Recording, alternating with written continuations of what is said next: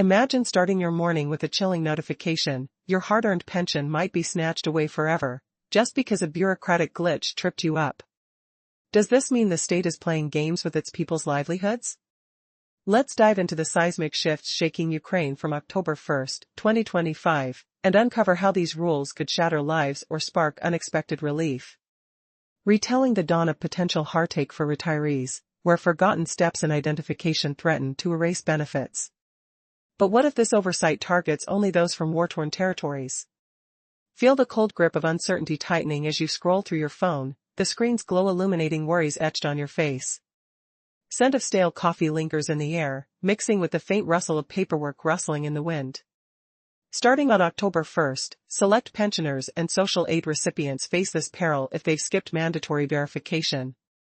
This snare applies solely to folks living in areas without social services during the full-scale invasion, regions like the self-proclaimed Donetsk and Luhansk People's Republics. If they haven't restarted their claims after February 24, 2022, payouts could halt abruptly. The sting? You can verify via the pension fund service with digital signatures, video calls, or consular visits for those abroad. But smash through this barrier quickly, or risk the bitter silence of lost support echoing through quiet evenings. Who knew a simple digital nod could be the line between stability and ruin? Building on the tremor for retirees hoping for a lifeline. Now, picture disembarking a crowded train at the EU border, airport lights blaring overhead, the sharp beep of scanners piercing the chaos. On December 12, 2025, a phased rollout of the entry-exit system hits like a digital storm. Goodbye to old passport stamps, hello to biometric booths capturing your face, fingerprints, and travel details instantly. Every passenger, regardless of origin in Ukraine or non-EU countries, must exit vehicles to submit, feel the firm pressure of scanners on your fingertips, the antiseptic smell of security zones filling your nostrils. Fail this scan, and the iron gates slam shut, blocking your EU dream. What if one misjudged glance at the camera seals your fate forever? Echoing the biometric border blockade with its clinical efficiency. Transition to the financial realm, where wallets might suddenly reveal all secrets involuntarily. Imagine transferring funds and suddenly seeing the sender's full identity pop up on your screen, no hiding behind bank walls, the whisper of transaction clicks feeling like an exposed heart. From October 1, Ukraine adopts open banking rules, powered by standardized APIs granting banks and payment providers total access to transaction data, from IBAN transfers to card-to-card swaps. For businesses, bank statements and docs now display complete receiver names, no abbreviations allowed. Individuals get full sender and receiver details at checkout. A cap of 150,000 hryvnias hits single transfers, while online payments demand receiver info upfront. The earthy scent of leather checks and the tactile scratch of signatures fade into digital transparency. But what hidden alliances might this data unlock in the shadows? Tightening on transparent finances, unveiling identities unexpectedly. Shift to the heating debate, where autumn chill waits for precise cues. Picture windows misting up as cool air seeps in, leaves crunching underfoot with a crisp smell of damp earth and distant smoke. The heating season kicks off after 3 straight days averaging below 8 degrees Celsius. In Kiev, forecasts show daytime temps from +7 to 17, nights from +3 to 9 through September 30. The first qualifying triple, October 1, 2nd, and 3rd, hints at October 4 ignition. Yet, rising mercury might spare those radiators, leaving rooms chilly and debates heated. Does Mother Nature conspire to delay warmth, leaving families shivering in disbelief? Layering the heating hiatus on financial exposures. Enter tax twists weaving aid into victory stains and modern dilemmas. Hear the soft rustle of tax forms in dimly lit offices, the bitter tang of bureaucratic ink staining the air. On October 1, changes include rental tax breaks for war veterans and disabled fighters. Prisoners of war join the list for taxing agents handling NDFL and military fees. Energy providers gain extended cash basis VAT, plus perks for transferring irrigation infrastructure. The clock change awaits on October 25 to 26, 2025, at 4 o'clock, dial back 1 hour for winter time. Kiev stays 1 hour ahead of most Europe, widening the gap to Russia and occupied Ukrainian lands by another hour. Could this temporal shift isolate more than clocks? Extending tax reliefs amidst temporal resets. Turn to currency concerns, where small coins vanish like forgotten relics. Feel the weightless jingle in pockets lightning, stores cash registers chiming emptily. From October 1st, the National Bank phase-out starts for 10 kopeck coins. Yet, they're still legal tender, accepted everywhere, no frantic exchanges needed. A silenced tribute to old habits fading. But what if hyperinflation whispers through this transition, eroding faith in paper promises? Balancing coin cull with time zone upheavals. Advance to education aid expansions, untethering school prep from rigid lists. Envision bookstores buzzing, the scent of fresh paper and glue from new uniforms crinkling under eager fingers, children's laughter echoing softly. Starting October 1st, the 5,000 hryvnia school aid broadens, now cover textbooks and books, beyond clothes and shoes. A gateway to broader learning, alleviating parental burdens. Does this subtle shift herald a revolution in youthful empowerment, or just another band-aid? Building school fund freedoms on currency shifts. Finally, confront the business bombshell bruising eateries and solo entrepreneurs. The clatter of plates shattering in tense kitchen meetings, the acrid smell of burnt coffee brewing over stressed whispers, licenses dangling by threads. From October 1st, alcohol, tobacco, e-liquid, and fuel sellers must pay staff at least 2 minimum wages, roughly 16,000 hryvnias today. Outskirts shops under 500 SQ meters get a drop to 1.5 minimums, about 12,000 hryvnias.